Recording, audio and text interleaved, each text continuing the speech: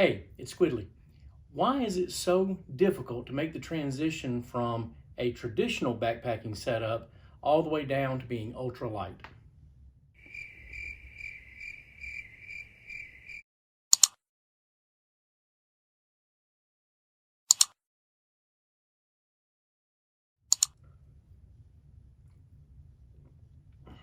It's a Publix Diet Cola. Squidly's cheap. Okay, so somewhere in my mind, I've been working on this topic for a while, and what I've been trying to figure out is how do I show this graphically, and how do I describe it in a way that it takes something that's kind of scrambled up in my mind and sort of makes sense out of it, where I can communicate it to someone else. And so I had a day off from work, and there's nobody else around the house, and so I just sort of spent the day thinking, all right, how do I do this? And so what you're about to see is what I came up with. Disclaimer: once you see what I came up with, you might think to yourself, Squidly, that's all your brain could come up with? All right, so what I'm examining here is kind of the journey from going from a traditional setup to ultralight, and in between there's a lightweight setup. And so for the purpose of this discussion, and you may disagree with these weights, and that's fine, but just for the purpose of this discussion, these are the weights that I'm talking about. I'm going to say that traditional is in excess of 20 pounds. That's about 9 kilograms. Lightweight is between 10 and 20 pounds. That's between 4.5 and 9 kilograms. And ultralight is less than 10 pounds or less than 4.5 kilograms. Okay, so this is just my observation, and this may not be everyone's observation or everyone's experience, but this is the way I've kind of experienced this. Is in that process of moving from a traditional setup for backpacking and trying to lose weight and get to, ultimately get to an ultralight setup, what are the obstacles and how difficult is it? And here are my observations. Here's what I've discovered in the 5 or so years that I've been trying to get my base weight lower. Is starting up here where you're in excess of 20 pounds, is as you're losing weight, the difficulty of doing it is not very difficult. In fact, it's in that initial process of losing weight, it's pretty easy. And the reason why is because you realize I'm taking a bunch of stuff that I don't need, and I can buy some smaller or lighter weight gear that's not too expensive. And so initially, as you're going through that process, you can get down to between 10, 15 pounds or about that. And that process is not too difficult. But what happens is you finally reach a point where, in order to continue losing weight in your base weight and in your setup, you can continue losing weight, but now it gets to be more difficult. And that's kind of the point where I am. I'm at the point where I've made that turn. I'm probably over here somewhere. I can get my base weight down on a summer trip. I could get my base weight down to about 10 pounds. But at what cost? And there are a couple of different ways to consider that cost. Whew, it's hot in here.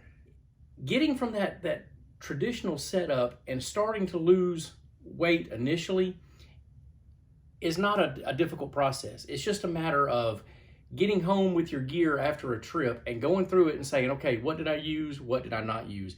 And if you're taking gear and it goes with you on every trip and you never use it, it's got to go. There's just no reason to carry it unless there's a safety issue with it, like your first aid kit. You're still going to take a first aid kit, but maybe you don't take one with so much stuff in it. Maybe you can get that kit pared down. My first aid kit has gone from being something really big to something really small. In fact, people who aren't into backpacking look at what I have for first aid and they think, oh my gosh, that's all you're taking? Well, yeah, because experience has shown me that all you really need is a little bit of antibiotic ointment and some Band-Aids and not much else. So that's just one example. A lot of people carry stuff for entertainment, for entertainment at night while you're in your tent, something just to kind of pass the time, especially on a winter trip where you have so many dark hours. So it's that kind of thing that you begin eliminating from your pack in order to get that weight down. So you're not really losing anything. So completely eliminating pieces that you take with you in your backpack is the first step, eliminating and not replacing. The second step is to replace. Just as an example, I used to take an MSR cook pot. It was 2 quarts. It was a 2-quart MSR cook pot, and it was stainless steel, super heavy, super big, bulky, and completely unnecessary. Well, I replaced it with a titanium 750 milliliter cook pot, and I don't miss the bigger cook pot. And it was an easy transition to make. It was inexpensive, and I don't miss the size of the last one that I had. So what are the first steps then in making that transition from a traditional setup, making your way to lightweight and eventually maybe even ultralight? Well, the first thing is elimination, completely eliminating pieces of gear that you're not using. The second one is replacing pieces of gear that are inexpensive with lighter, smaller alternatives. And if you do that a little piece at a time, just a little bit at a time, it's not painful to do. You can just do 1 or 2 pieces a month, or with every paycheck, replace a piece here or a piece there, and eventually over time you're going to find that you have a lighter setup. So to go back to that graph that I showed you, what is it about making that turn where you continue losing weight but it gets to be more difficult? What are the difficulties? What are the obstacles standing in the way of anyone making that change? I would argue there are 2 things standing in the way of that happening, and that's the reason why I will probably never reach a point where I am completely ultralight. Let me make sure I'm clear about this. It's not that I can't get to an ultralight setup, it's that I don't have any desire to. So the first obstacle is the expense. I've made that turn in the lightweight on the way down to ultralight, but I haven't made it all the way to ultralight yet. And part of it is the expense. I have replaced a lot of pieces of gear. I've replaced with some really expensive pieces of gear, but I don't have any desire to spend hundreds of dollars to start shaving off a handful of ounces. To me, that just doesn't make any sense. And also because Squidly's kind of cheap. I have pieces of gear that I take and I use that are not the lightest thing available, but they work just fine. They are light, they're just not the lightest thing out there. But in order to make that change, I would be spending hundreds of dollars. And to me, it's just not worth it. The second obstacle is comfort. One of the first videos I made, and it's kind of cringy to look at now, but it was the economics of pack weight. And basically what it explained is that you cannot have total trail comfort and total camp comfort at the same time. In order to increase the comfort in one, you reduce the comfort in the other.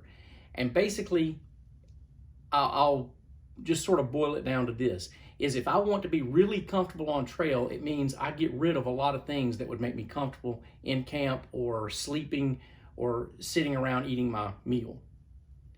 On the other hand, if I want to make being in camp really comfortable, it probably means I'm carrying a lot of extra stuff that would not be comfortable to carry while I'm on the trail. So what does that have to do with making that transition and continuing to lose weight in the direction of being ultralight? And why is it I've stopped on that turn? Can't I just get rid of more stuff? And the answer is yes, I could get rid of more stuff, but there are things that I enjoy having in camp that make my camp experience better. It make me more comfortable. And I don't want to get rid of those things. If I get rid of those things and get to get down to the 10-pound mark and get under 10 pounds, it means that when I do get to camp, I'm going to be uncomfortable. Now, I'll probably feel better when I get there because I've been carrying so little stuff, but I'm going to be not as comfortable in camp. There are things that I want to have in order to be comfortable when I get there. And to me, it's still just worth carrying them. And just an example of that is my camp chair. And I know there are people who totally laugh at the idea of taking a camp chair. When I started taking a camp chair, I thought, where has this been my whole life? So, I don't want to turn my back on it and stop doing that, because for me, it's just worth it. So to me, those are the two obstacles: the expense of it and the sacrifice you make for comfort. And for those reasons, I will probably never be ultralight. And I'm okay with that. Do me a favor, in the comments, if you don't mind, describe parts of your journey that sort of fit with this. And even if there are parts that don't exactly fit, that are kind of different from what I'm saying, let me know those too. Let's have a conversation about it. As always, on the way out, don't forget to hit like and subscribe.